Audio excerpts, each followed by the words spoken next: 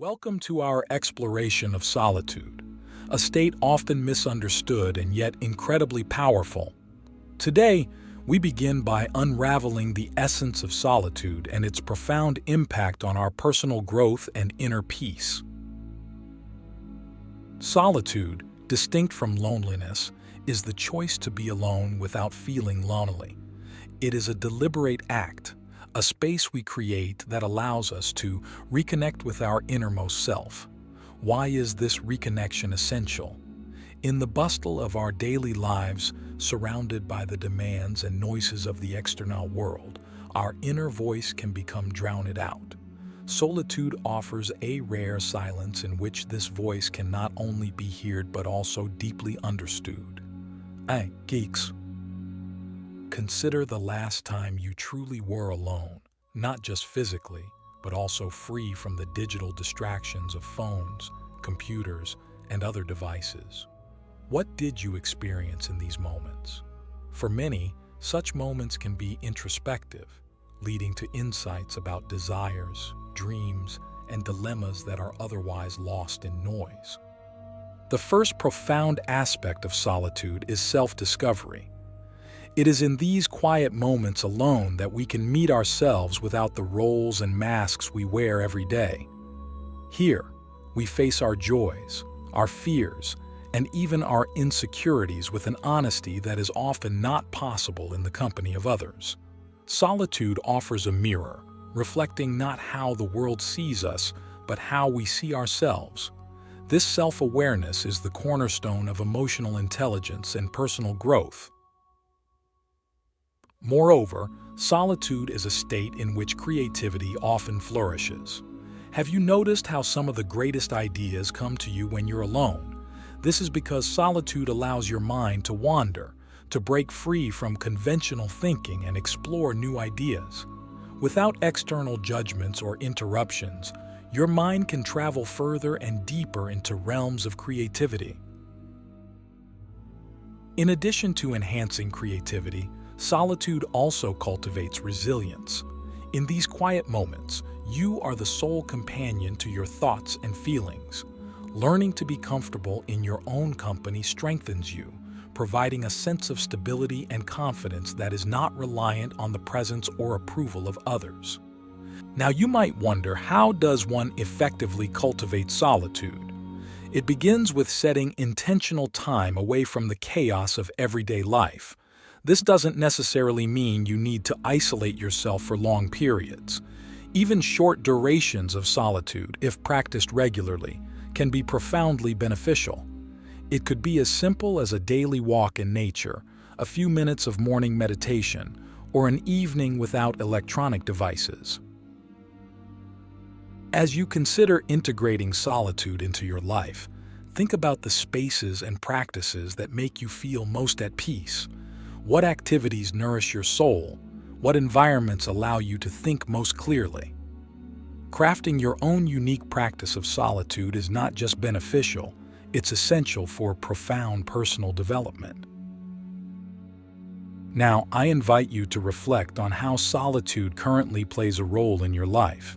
Is it something you embrace, or is it something you avoid?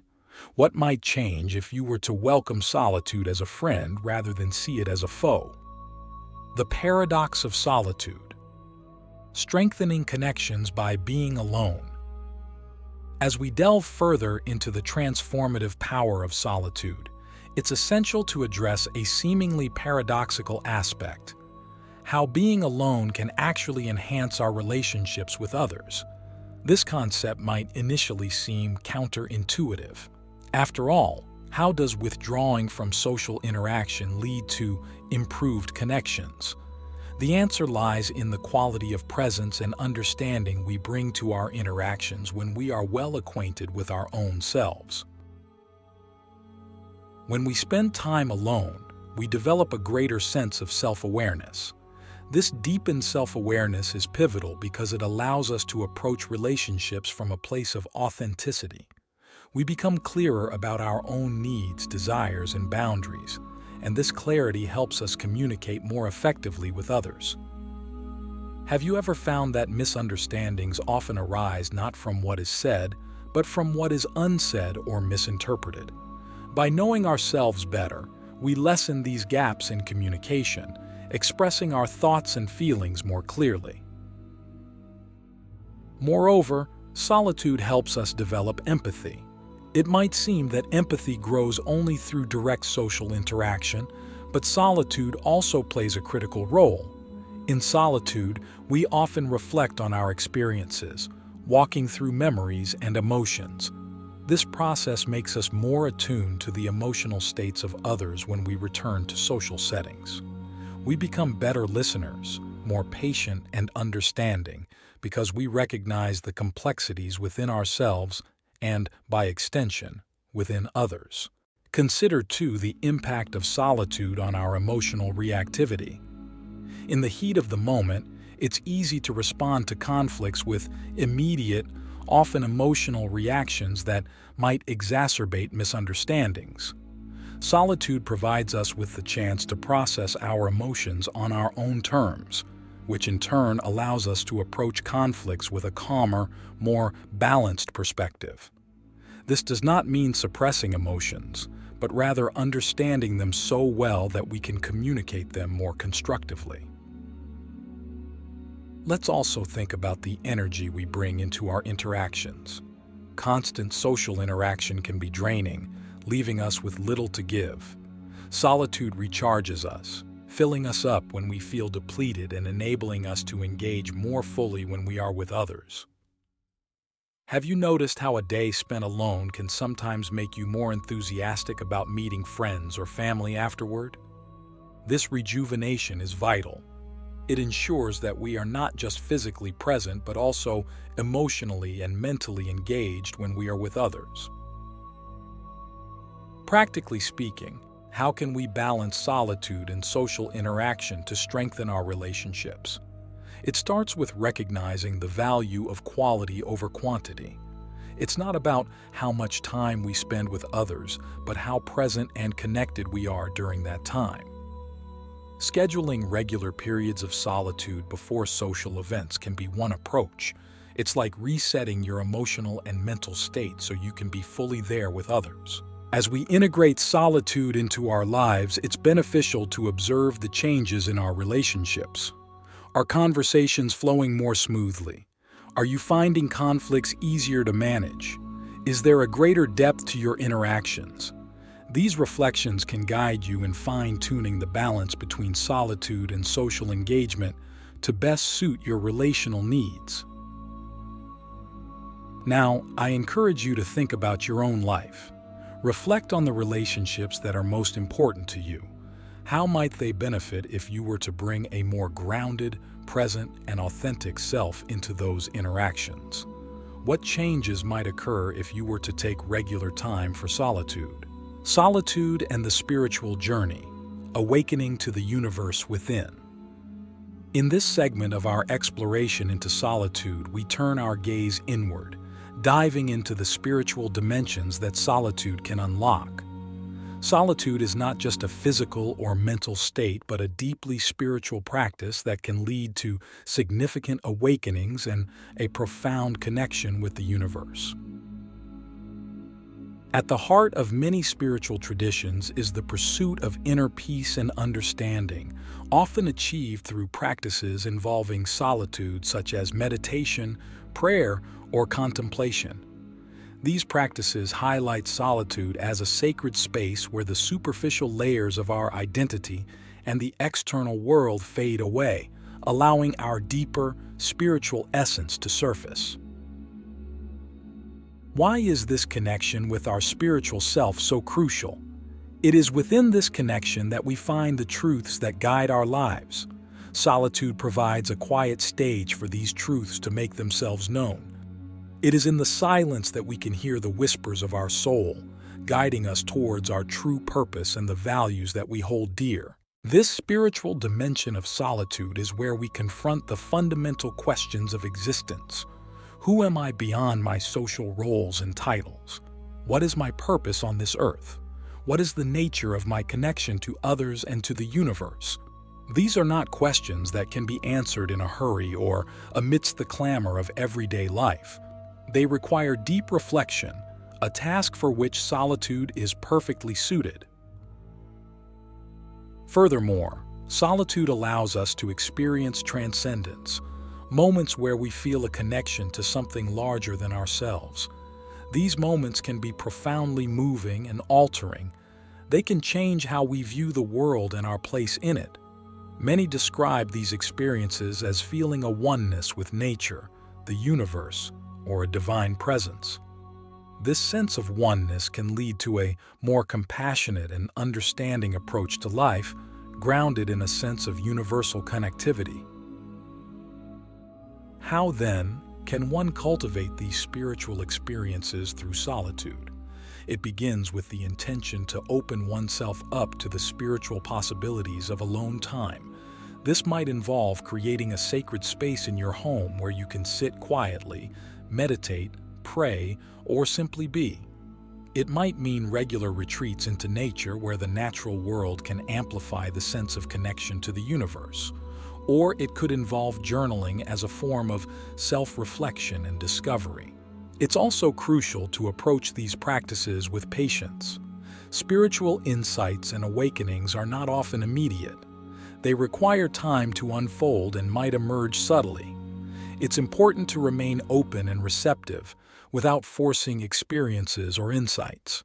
The fruits of these practices are often realized gradually, permeating our lives in ways we might only recognize in hindsight. Now, as you reflect on this, consider the spiritual aspects of your own life. How do you connect with the deeper dimensions of your being? What practices support your spiritual growth? How might increased solitude enhance or deepen these practices? Harmonizing solitude, crafting a balanced life of introspection and engagement. In this final part of our exploration into the philosophy of solitude, we focus on integrating the practice of solitude into a balanced life. Solitude, as we have discovered, is not merely a withdrawal from the world, but a powerful tool for enhancing our engagement with it. The challenge, then, is to harmonize our times of solitude with our active social lives in a way that enriches both. The integration of solitude into daily life begins with recognizing its value as a regular practice, not just an occasional retreat. Just as we schedule time for meetings, exercise, and social events, so too should we schedule time for solitude. This regular commitment helps to ensure that solitude becomes a sustaining part of our lives, not just a fleeting moment of peace. One effective method for incorporating solitude is to begin or end the day with a period of solitude. Mornings can offer a pristine time of quiet before the day's demands escalate. Starting the day in solitude can set a tone of calm and intention, providing clarity that we carry through our tasks. Alternatively, ending the day with solitude can provide a space to decompress, reflect on the day's events, and restore our inner peace. It's also essential to tailor your solitude to your personal needs and lifestyle. For some, solitude means periods of complete silence and isolation, while for others, it may involve activities done alone that still engage the mind and senses, such as reading, painting, or gardening. The key is to find what truly replenishes you and allows you to reconnect with yourself. As we strive to balance solitude with social interaction, we must also be mindful of the traps of excess in either direction. Excessive solitude can veer into isolation, where one might start feeling disconnected from the community and support networks.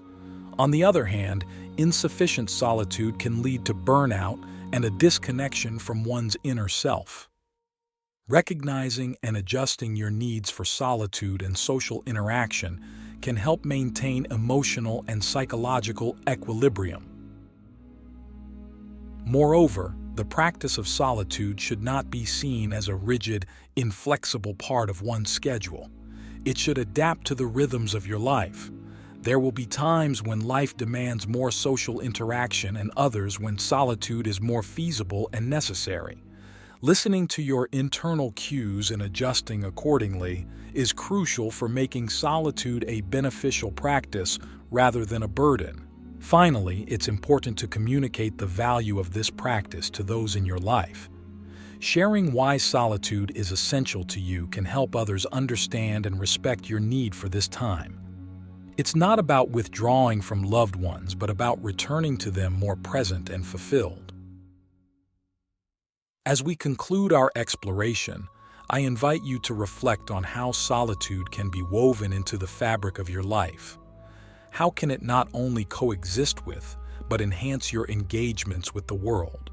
How might your experiences in solitude inform and improve your interactions with others and your understanding of yourself? Solitude, when embraced and understood, can be a profound source of strength, insight, and connection. It is my hope that you find in solitude a valuable companion on your journey through life. We have reached the end of our discussion on the philosophy of solitude. I hope this exploration has offered you insights and practical advice for harnessing the power of being alone.